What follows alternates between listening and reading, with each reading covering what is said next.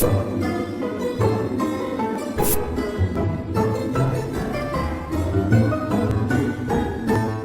everyone, I'm Moody Boo, and thank you for being here. If you're new to my channel, I hope you like what you watch, and if you do, I hope you hit that subscribe button and maybe even smash a like for me.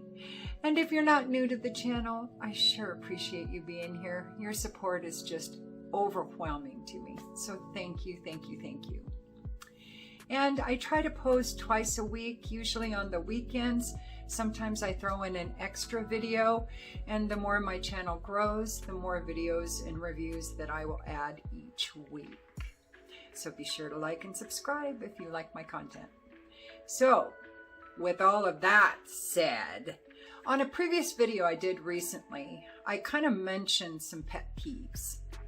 And I said I should do a list of pet peeves in perfume. And a couple of you said, yes, please do a pet peeve list. So that's what I'm doing today. Yep. It does say Moody in front of Boo. So some of these I've already discussed in the past in videos throughout the years, or at least the past couple of years when I've been much more verbal about my pet peeves. And some are new. So I'm just going to rattle them off, talk a little bit about them, and move on to a review in the next video. All right, let's get started. So the first couple of ones really kind of just are for people who call themselves reviewers, whether that's blogging, whether that's reviewing on Fragrantica, whether that's YouTube, Instagram, Twitter, Facebook, whatever. Anybody who expects people to listen to their opinion about a perfume. And I just talked about this recently, and that's lazy noses is the first one. So, and to me, a lazy nose, to define that, is somebody that smells a perfume, instantly associates it with a perfume they've smelled in the past, and then reviews it as such, as a dupe or an imitation or too close to buy both kind of a thing. And I really, and some of the big perfumes that do that are like Baccarat Rouge 540, which was the video I talked about it recently, and Aventus, Tobacco Vanille. Those are like templates, and I get that. But not every sweet tobacco perfume smells like Tobacco Vanille. Not every pineapple perfume smells like Aventus. And certainly not every sweet woody perfume smells like Baccarat Rouge 540.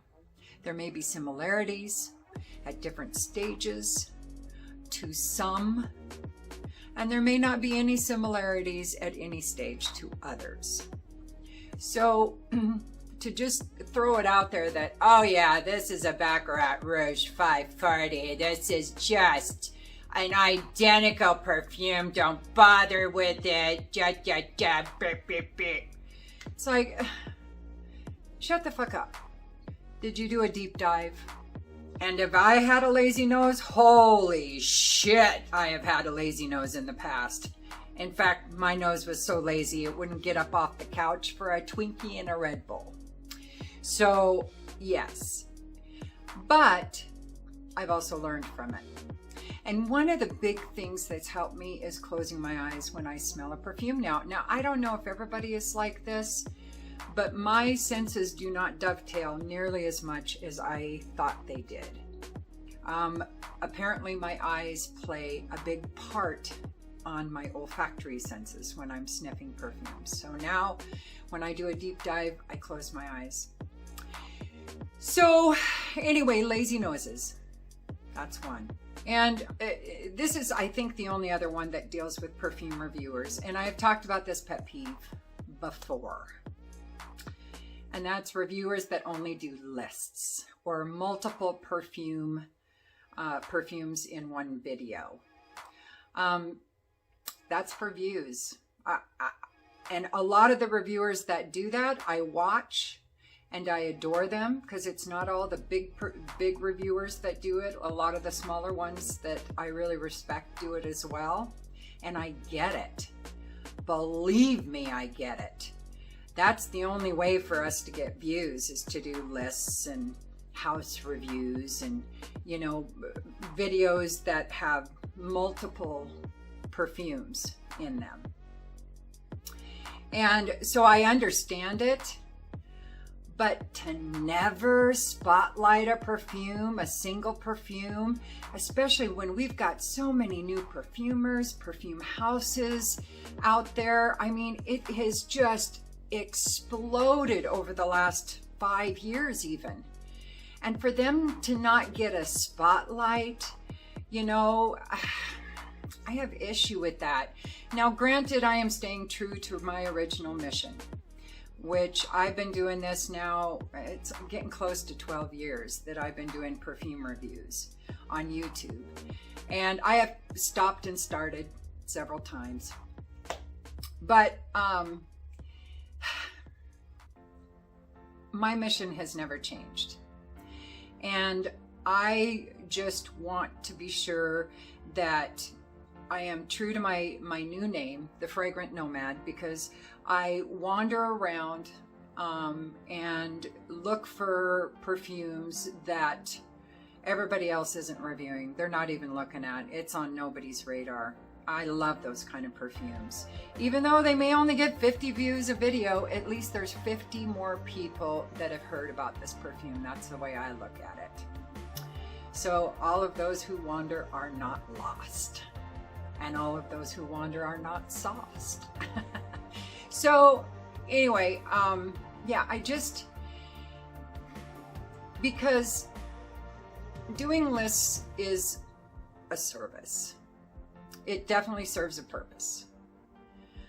Twofold, you know, getting views for the YouTube creator, and also giving lots of perfumes to somebody in one sitting. So it's also perfume porn for the viewer. And so I understand it. I get it. But I still think those channels every once in a while should do a single perfume review. Just a perfume spotlight every once in a while. Maybe a brand new house or a brand new launch or something. And not just from the big houses, the Guerlains, the Tom Fords, the Creeds. You know, I have discovered so many new, wonderful, small houses in the last year that, oh my God, my journey has just taken this wonderful direction. And it's just made me love this passion of mine, or obsession, even more, because I am just adoring the perfumes that I've discovered. And so I want to pass those on to you. And so that's been my mission all along. And I'm going to continue doing single perfume reviews. I'm going to continue not getting views, not necessarily just because of that, because I'm not a typical reviewer by any way, shape, or form. And I am not everybody's flavor. I'm not outside of YouTube, and I'm sure as shit aren't inside of YouTube. So I aren't. That was an interesting way to put that sentence. Very incorrect. But anyway, so moving on. Those are the two main things about reviewers. There are others, you know.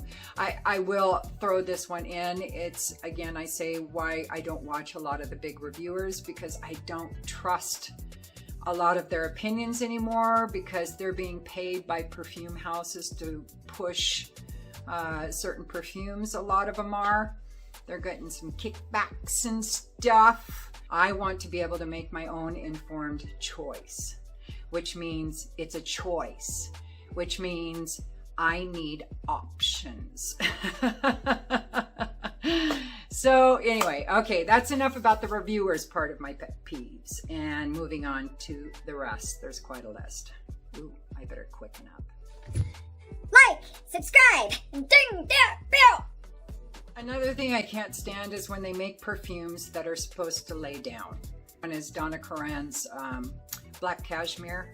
That one looks like a computer mouse, but it takes up so much space and it's hard to see. So it's harder for me to choose those perfumes because my eye tends to go up.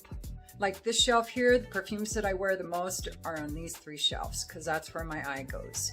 So those lower level kind of perfumes that lay down, I just don't see them. I don't recognize them. I don't pick them nearly as much, even though I may adore them. So I just don't like those kind of bottles.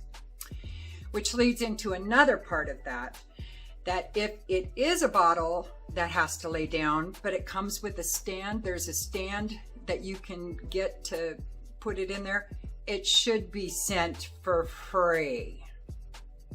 You shouldn't have to pay for it. Map of the Heart. I'm just saying, that cheap ass little thing with the Map of the Heart stamp on it should not be 10 bucks, and it should come free with the perfumes.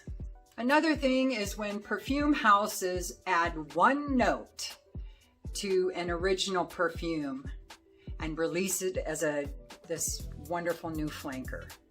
Now, you know, there are some notes when you add it to a perfume will change it quite a bit, but to me that's just greedy bullshit. It's no different than, what makes me mad is when I buy a CD or download, you know, I don't know what you call them anymore. You don't call them albums, you don't call them CDs. Digital album. Is that about right? Anyway, when I do that or I buy a CD or something like that, I buy it, I love it, it's fabulous. I love the artist or the band or whatever.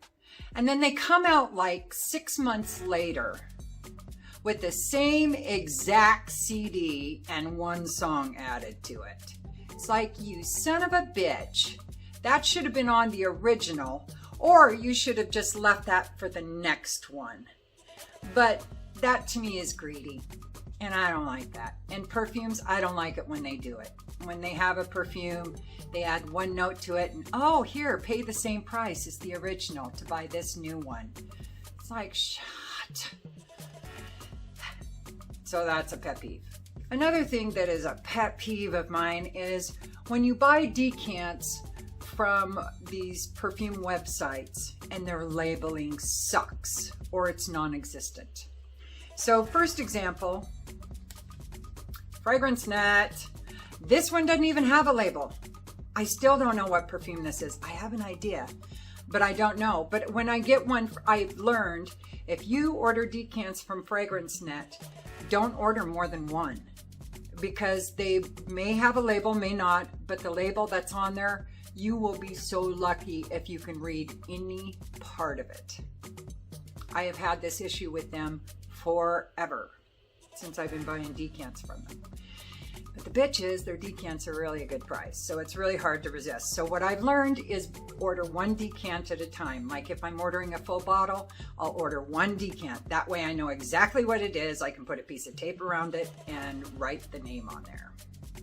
But when I ordered 2 or 3, I still am not sure, because the other shitter thing is you can't go back. I haven't been able to go back and see my receipt to which decants I bought because I'd be able to figure it out.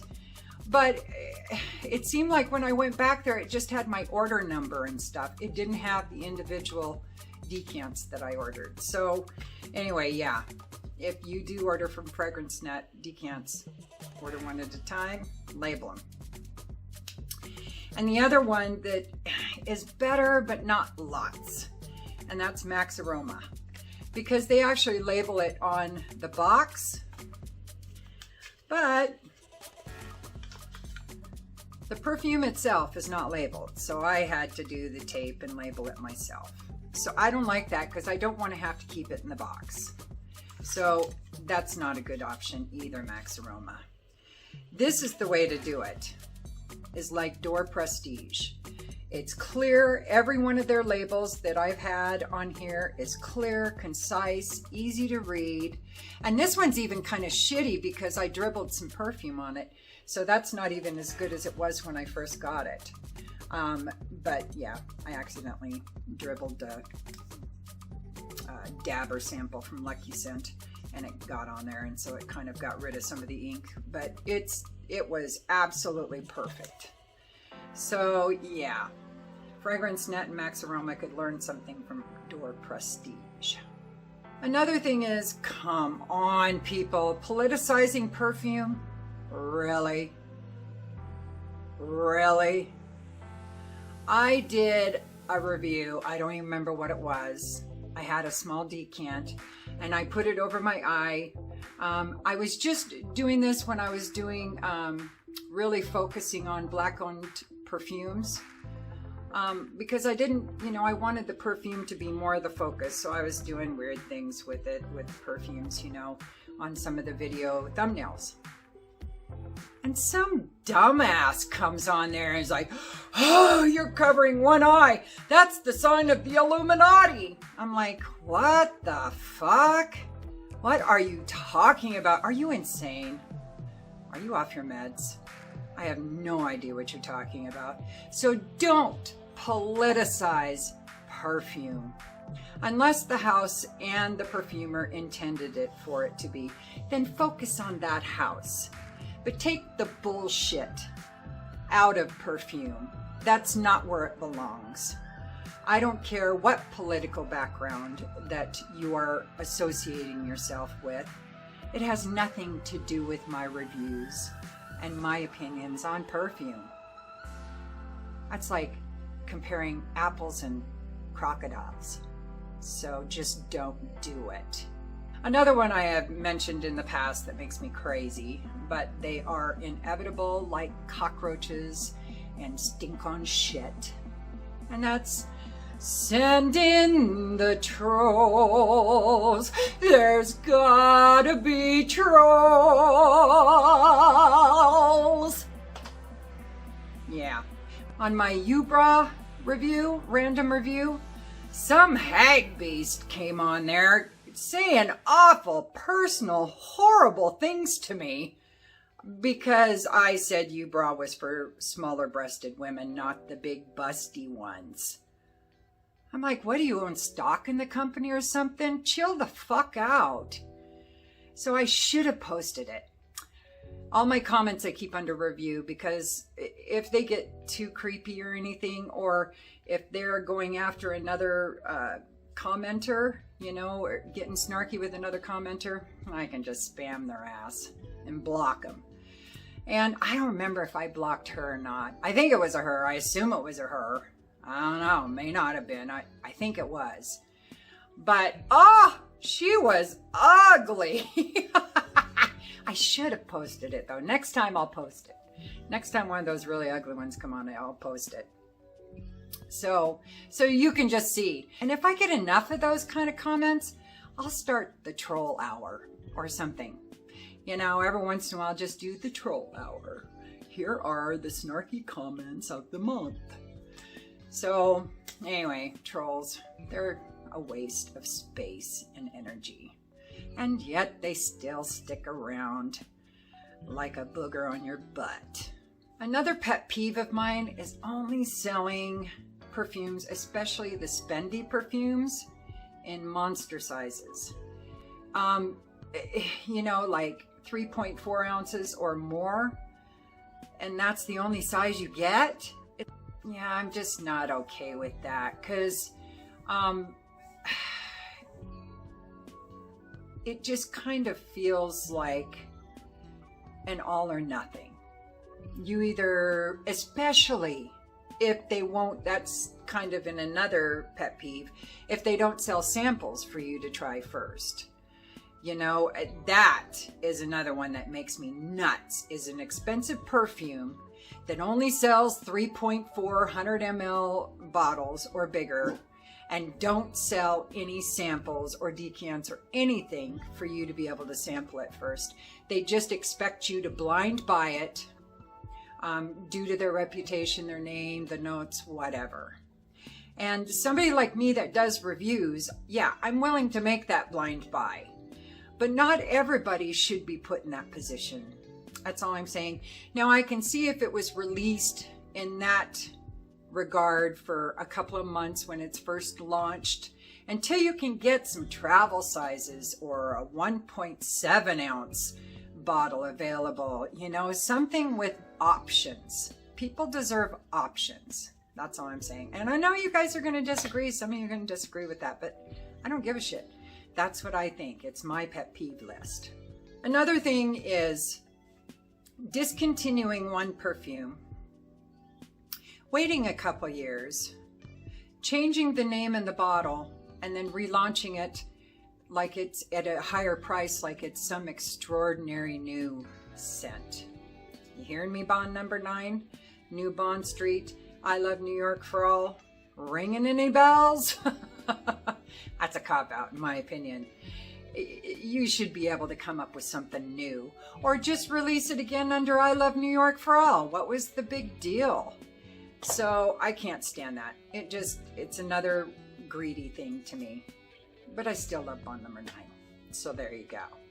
Another thing that bugs me is people who review or watch reviews and think that perfume or the perfume experience is objective only with no subjectivity. Because you know there's certain objective, like what notes are in there, the size, the look of the bottle, the perfumer. There's a lot of objective information. But as far as the scent goes and everybody's individual experience, that is going to be subjective. So when people get pissed off at reviewers, Well, I smelled the same perfume, and it doesn't smell anything like what you described. You don't have a good nose. You should just quit, because you don't know what you're doing. yeah, well, everybody smells things a little differently depending on their, and I'll say it 100th time, depending on their life experiences, their history, the notes, the kind of smells that they are around, the elevation they live at, the environment they live in, the weather they live in. There are a lot of different things that contribute to everybody's perfume journeys with each individual perfume. So nobody knows it all. Nobody knows a damn thing, really. Not even the perfumers. They have no idea how everybody else is going to experience the perfume. They know what they want, but it's like a song. When I sang lead singer in a band, I was a songwriter as well. And I would write a song about, say, a breakup I had. And somebody would relate that song with the death of their mother. You know, it's even though the words and notes and voices and music, people still interpreted it differently than I had originally intended, but I appreciated the perspective. Oh, another thing that makes me insane are when celebrities don't even wear their own perfume, their own celebrifrag, or the perfume that they peddle for another perfume house. Oh my God, that makes me crazy. And I hear about it all the time. They push them out there, they make a perfume, and then they don't even like it enough to wear it themselves, but they want everybody else to buy it just because their name is on it. Ooh, piss me off. I won't even have any of that. I don't care if it's a celebrity that I adore, like Rihanna, or if it's a celebrity I can't stand, like Kim Kardashian. It doesn't matter. I can't. Nope, that's bullshit. You wear your shit, or you change it to where it's something quality and good enough to where you will wear it. Otherwise, don't expect us to buy that crap. Sorry, am I showing my real attitude? I mince words. Have you noticed? Another thing I've said before, bulb spraying perfumes with no other options. Guerlain! And now it's a perfume that's like discontinued and it's completely evaporated. I have none left. Mon Perso Nectar, maybe? Anyway, bulb spray only. Then the damn thing, the little rubber around the base of the stopper that goes into the bottle degraded over time because, you know, there's alcohol in there and shit that degrades rubber, apparently. So the whole thing pops up off and then it just dissipated.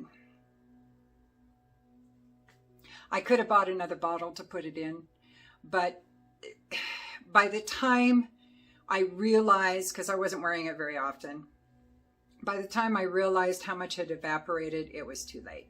It was too late. The perfume was ruined. It still smelled good, but it was thick And I just, yeah, no, wasn't going to wear it then.